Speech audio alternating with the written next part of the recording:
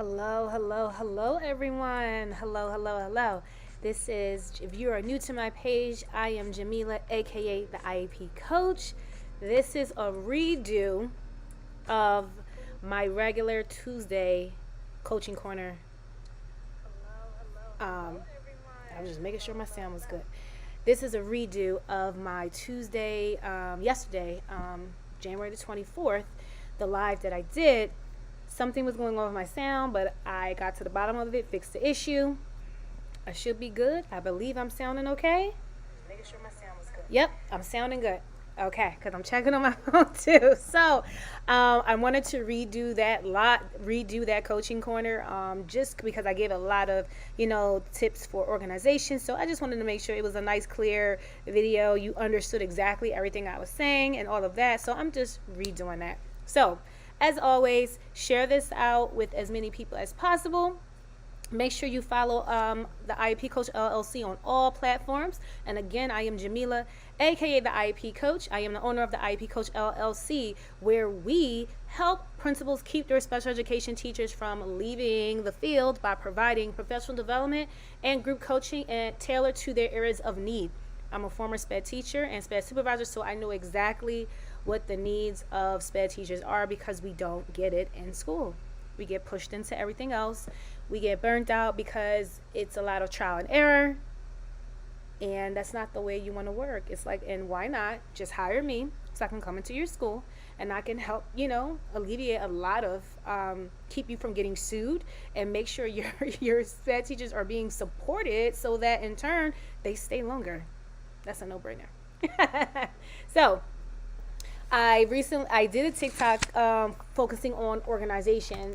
When you're working in special education specifically, you definitely organization. It is half the battle. It is half the battle. Even just working in education, period, is half the battle. Whether you are a special education teacher, a gen ed teacher, or even a special education supervisor, if you're not organized, you will drown in your work. So on the reel, I shared how if you just have a whiteboard in your space or creating a board space, dividing it into sections so that way each section represents something. Like one section on the board focused on assessments and benchmarks, another section of the board focused on updates, another section of the board focused on billing, another section focused on teacher input forms, and then that section was divided by grade, and then it has students' initials and the date their teacher input report is due. And then on the far side of the board, it was devoted to IEP meetings, again divided by grade,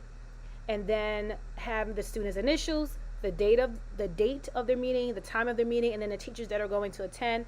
I always would put initials of the student so that way no one can easily identify who that student is. And for teacher, and then like for me, if I'm glancing over at my board, it's a quick reminder what I have coming up, reminder of due dates, etc. And then for teachers who may ask me a question that I already have answered in an email, I can just say, oh, what does the board say? When is so-and-so to report into the, just point to my board, for that. So that is something you can definitely do. It is, even if you don't have a whiteboard, you can get creative. If you have a partition in your room, you can devote one side of it to be just that. Make it like your board. You can get some cute bulletin board border, which is exactly what I put on the board. I just used black and just divided it into sections. You can divide your partition into sections and make that your organization tool. You can get the chalkboard paper that you can like stick on something. Make sure it's not going to damage your wall or anything, and you can make that your board. Or you can get the whiteboard paper, make a whiteboard board for yourself, or get big chart paper, laminate it, tape it up. That can be your board. Get real creative if you don't have the materials or resources of a board. Another tip for organization is to block out your schedule, like on your calendar, with all of your weekly meetings, all of your monthly meetings, anything that's consistently occurring in your schedule. Block that time out on your schedule, and I would highly recommend using Google or Outlook. And then also what I do, I color code my my Google Calendar. I color code it, and what I like about Google and Outlook is that you can whatever. For instance, let's say I'm sending out a notification about teacher input forms that I need. So what I'll do is I'll make the invitation, I'll send it out to the whole team that supports that student, and I include related service providers, and I also include just add leadership on it as well.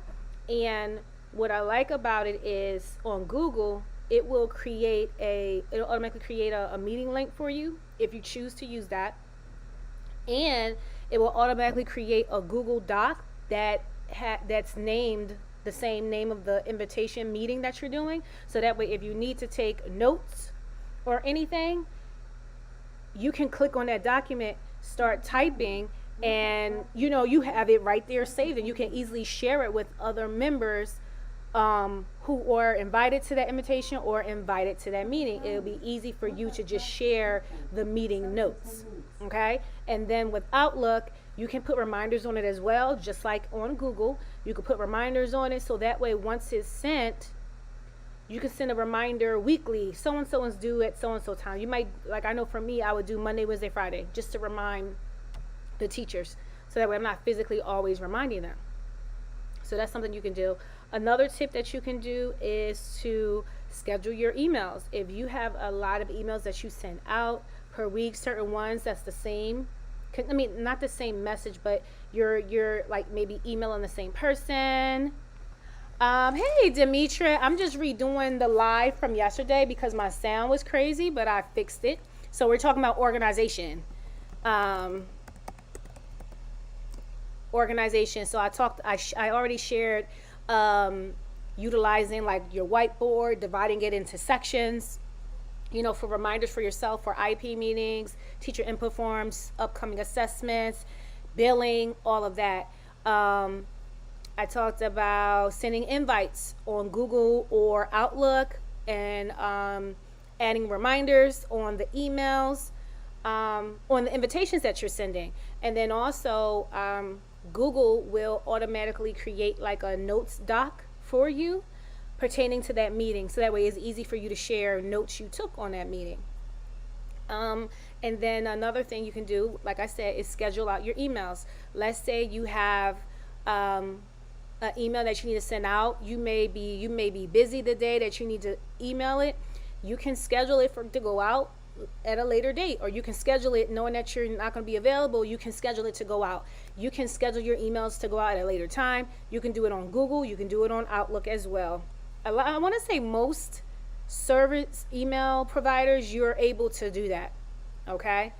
Let's see. Demetra, she says, oh my, yes, organization for special education teacher is major. Yes, Demetra, it's half the battle. It is half the battle. If you are not organized, you will drown, for real. You are going to drown. You are going to drown. It's as simple as that. She said, yes, Google Calendar has been phenomenal. Yes, it is. I love Google Calendar. I also love Google Drive, because in Google Drive, I will make a folder for just the various things. Like one may be IEP meeting notifications. And that's something like a message that I send parents and teachers about the IEP meeting. So I love Google Drive with Google Docs, Google Sheets, Google Slides, because it automatically just saves it. I don't have to physically save it. So in my folders, I have a lot of Google Docs that have like messages, correspondence that I send often. So that way, if I have to send another correspondence through email, I'm not thinking of the message again. I can just copy and paste it because I've saved it. Especially when I send out teacher input form requests, I'm sending the same message every time. And it already has my link to examples for them, for teachers, if they get stuck and they're not sure how to write it. I have all my links on there, so every time I send out the notification, I just copy that, paste it into my email, send. Something else that another organization tool is, I have an Excel sheet, because I'm always having so many tabs open. I have an Excel sheet, and my Excel sheet, I have like 1, 2, 3 columns. Each column has different links. Like the first column, all the links are highlighted in purple. These are like my common links that I use a lot. The ones in the middle are highlighted in blue. These are the ones that I use often, but I don't use them as much as the ones in purple. And they're just easy for me to just locate when I need to send out a blast I send out at the beginning of the week. I'm like, I click on that. I'm like, okay, that pops up, and I just add my new message at the top, copy it, put it in an email, and it's saved. And because it's on a Google Doc, it's saved every single last blast I've sent out. So if I need to refer back to something, I can. And then on the far right, I would have links to like my school's Google Sheets, like overall school, any Google Drives that they have. And also I had a IEP meeting teacher rotating list per grade. So like each grade, 5th through 8th, because I was at a middle school, they each had their own sheet, and then I would just go in there and see, okay, who's coming to the IEP meetings next? Okay, I'm going to hit these teachers next. It's going to be for this student. So this allowed myself, and it also allowed the grade team lead to keep track of who was going to a meeting, and also it helped me to keep track to see like who has taken a turn attending an IEP meeting, who's coming up next, who didn't show up, who had to be replaced. It's just another organization tool for me, so that way all the links I tend to use often, they're all in one place, clearly organized, and it's easy for me to locate what I need. So if you're interested in doing that, definitely do it. It has worked wonders for me. Just having, and I call it my tabs. I think I have it commonly used tabs or my tabs, and when I open up that sheet, it's just all the links that I use often, but they're organized and they're color coded for me. I love color, so I like the color code stuff. Demetra said Google Calendar has been phenomenal. Yes, it's half the battle. Organization. Yes, on the Google Drive. And then the docs and the other Google enhancements can be shared with those that require the info. Absolutely. You do the same thing. Great minds think alike. Hey. But it's very, very helpful. And then, so that's that. And I talked about schedule your emails and the Google Drive. Yes. You can save your agendas. You can save your meeting agendas. A lot of the different teams that I have to meet with, they each have their own agenda. Even one-to-ones, they have their own agenda. I save them in a folder on my Google Drive. Everything is organized. I don't have to save anything because it automatically saves it, and I can easily share it with that team member. Now, when it comes to phone calls, I'm old school. I'll still just get on the phone and call. I have a call log where I document who I spoke to, when we spoke, what we talked about. But what I also do is follow it up with an email. So that way I have a date and time, who I emailed, and I always CC the clinician for that student's particular grade. So that way I just have like proof, like I just have someone on a team as proof that I did contact, that parent. And then something else you can do is you can do Google Voice, get a Google Voice number, and use that when you're making phone calls. So that way it automatically documents the number you called, how long was your conversation, and I want to say it does a transcription of your call. I'm not 100% sure, but I feel like that may be a feature in it. But those are just like a bunch of different things that you can do for organization. So I went through a bunch. I'm just going to recap them. So first, if you have a board or access to a board, divide it into sections, and you can have each section represent something different. So it's easy for you to refer back to, a reminder for you, reminder for your team of things that you need to do. And you can follow my Facebook or my Instagram, and you can see the reel that I did, because I have an example of what I did to a board. And you can get cute bulletin board border and just separate your board. Hey, Tangerine. Hey. Block out your schedule for all of your monthly and weekly meetings. Also, another reason that this is very helpful is because if leadership needs to meet with you, or another colleague needs to meet with you, they can see what time you are not available. So they're not going to see that. They're not going to see the details of what you have to do on those time slots, but they can see that by having your schedule already blocked out, they can see like, oh, so-and-so is not available. That was another reason I love to do that. And that is how I, when I was in the classroom, this is how I would also schedule IEP meetings. I would look to see when my principal was available. So that helped me to see when I could schedule IEP meetings. Color code your calendar. I mean, everybody may not want to do that, but I love color. So, and seeing the differentiation between colors, I know on my calendar, if I see red, that is a meeting. Red is a meeting. So I know anywhere I see red, it's a meeting. Anywhere I see yellow, that means I was doing spare paperwork. If I see red, it's a meeting. Yellow was spare paperwork. Those were just key colors. Like everything else, I just picked, cute colors just so I love color. But if I saw yellow, I know that meant, okay, I got to work on some paperwork. If I saw red, I know that meant I had a meeting. That works for me. Everybody may not like that, but it works for me. It may work for you. Also, when you're sending out something else you can do to remind yourself of meetings is to send an invitation out to your team. You can put reminders on it.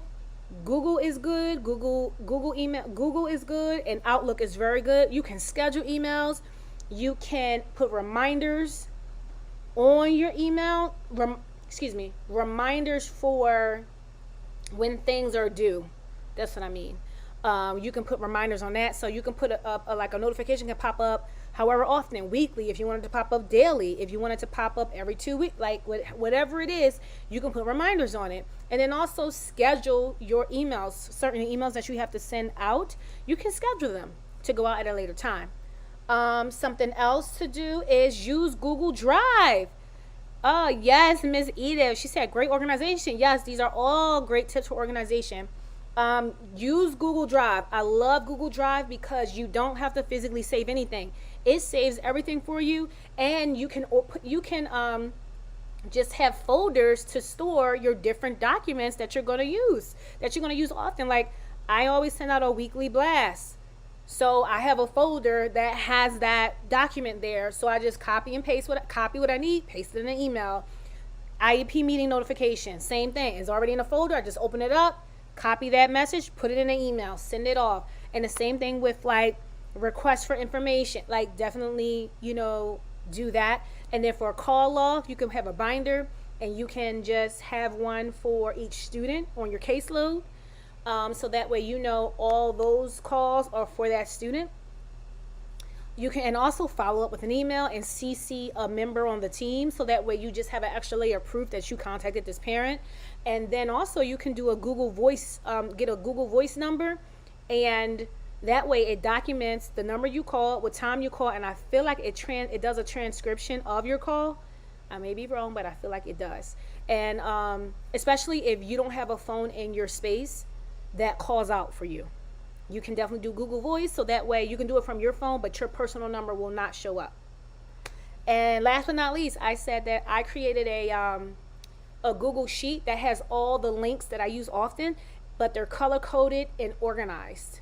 So all my purple ones on the far left are ones I use often. The ones in the middle I use occasionally, and then the ones on the far right is just IEP meeting rotation sheets. So that way I can, I color code them by grade, and so I know how to rotate the teachers. So who will come to the meetings, and it helps me just rotate and be fair with not having the same teachers come over and over and over and over. So I hope these tips were beneficial for you. I hope you were able to have some takeaways. I hope these are tips that you can actually utilize either, in your professional or even in your personal life. So definitely drop comments in. If you are catching this on the replay, put hashtag replay in the comments so I know you're catching this on the replay. Also, for those of you who are interested, I will be presenting at the City Neighbors Foundation 12th Annual Education Summit on Saturday in Baltimore. The IEP Coach will be in the building, and we're doing a presentation on co-teaching and, inclusive teaching models, and formulating that relationship with your colleagues to do the inclusive teaching models. We're excited about that. Also, our Their Voices Matter series, the final episode for January, it's going to be Sunday. So we've had a mom, a dad, a mom again, and we're going to have another special guest on Sunday. So the Their Voices Matter series is to amplify the voices of those we don't hear often. And so we're amplifying the voices of parents with their journey through the special education process. So that is what the series is focusing on for the month of January. We're going to take a break in February, but then we'll be back in March with another series. But I'm so excited. This has been a true labor of love. I'm so excited for it. So definitely tune in on Sunday, 3 p.m. Eastern Standard Time on Facebook, on our Facebook page, YouTube page, or our LinkedIn page. And definitely make sure you follow the IEP Coach LLC on all social media platforms. I got the sound together. I'm glad I got to the bottom of it. We go live. The Coaching Corner goes live every single Tuesday, 6:30 p.m. Eastern Standard Time. So I will see you next Tuesday, 6:30 p.m. Eastern Standard Time. Have a good night.